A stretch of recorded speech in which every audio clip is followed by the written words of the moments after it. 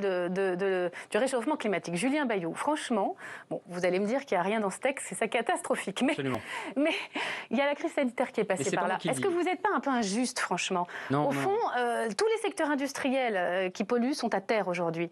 Donc leur demander encore plus, est-ce que c'est raisonnable? Non, c'est maintenant qu'il faut le faire. En fait, il y a une urgence. Cette génération climat qui manifestait dimanche, c'était si beau à voir, et qui est d'ailleurs devant l'Assemblée pour exhorter les députés à aller au-delà, à rompre les rangs et à s'affranchir du verrouillage par le gouvernement. C'est la première génération qui ressent le dérèglement climatique et c'est la dernière qui peut l'enrayer. Donc en fait, on n'a plus le temps. C'est maintenant qu'il faut véritablement agir. Il y avait une belle idée, celle de la Convention citoyenne pour le climat.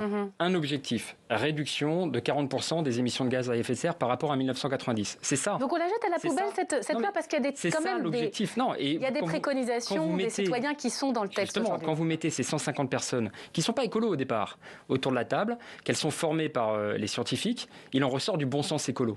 Moins d'avions, plus de trains, de l'agroécologie, de la rénovation thermique, des transports, des énergies renouvelables, moins de pesticides, du bon sens écolo. Nous, on soutient.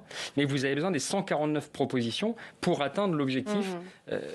C'est rien de moins que l'objectif qu'on s'est fixé devant l'humanité tout entière au Bourget. Et qu'est-ce qui se passe? On a un président de la République qui rompt sa promesse et qui retranche sur tout.